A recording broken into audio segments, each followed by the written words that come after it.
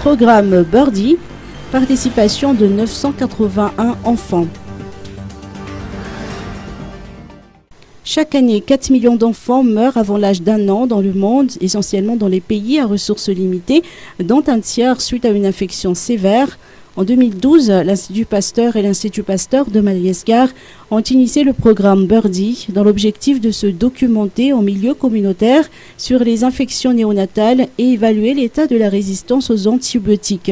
La période néonatale, premier mois de la vie, concentre à elle seule un tiers des décès avant l'âge d'1 an. L'apparition de bactéries de plus en plus résistantes aux antibiotiques aggrave encore plus la situation. Ainsi, 981 premiers enfants ont été inclus dans ce programme Birdie, débuté en 2012. Jean-Marc Collard, chef de l'unité de bactériologie expérimentale à l'Institut Pasteur de Madagascar et co-principal investigateur du programme Birdie, nous apporte des précisions. Alors le projet Birdie, c'est un projet qui s'intéresse principalement aux infections néonatales, donc les infections du nouveau-né. Ce sont les infections qui se passent pendant le premier mois de la vie du bébé. Ce qu'on s'est rendu compte dans le projet Birdie, c'est que c'est la première semaine qui est vraiment essentielle. C'est là qu'on retrouve le pic des infections néonatales et c'est là qu'on veut vraiment attirer l'attention du ministère de la Santé, des autorités, mais également des mamans et des familles. C'est que la première semaine est une semaine critique pour la santé du bébé et que c'est là qu'il faut faire vraiment très très attention. Et ce que le projet Birdie apprend à faire aussi avec les participantes au projet, c'est que les mamans puissent reconnaître les signes d'infection néonatale chez l'enfant.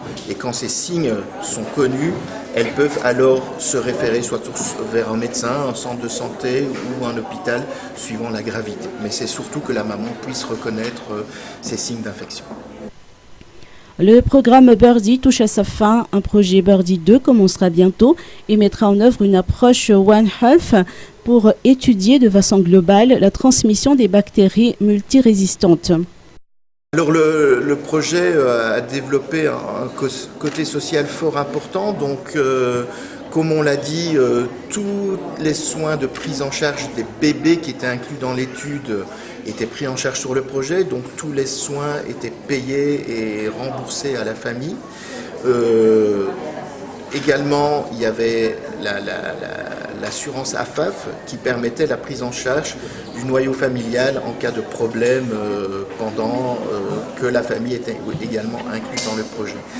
Il y a aussi une grosse partie du projet qui est dédiée à la sensibilisation, c'est-à-dire qu'on a des personnes, et notamment une volontaire internationale de la coopération monégasque, qui va sur le terrain et qui va justement apprendre aux agents communautaires qui vont répercuter sur les mamans à reconnaître ces signes d'infection néonatale, à savoir comment traiter ces infections néonatales, comment les référer à l'hôpital, qu'est-ce qui est important à savoir, quels sont les soins à donner au bébé. Donc voilà, il y a ce côté social qui était très très développé sur le projet Birdie, qui ne l'est pas toujours sur tous les autres projets scientifiques qui sont réalisés, que ce soit ici à Madagascar ou dans d'autres pays. Donc Birdie a vraiment cette caractéristique, une approche très très sociale de la population.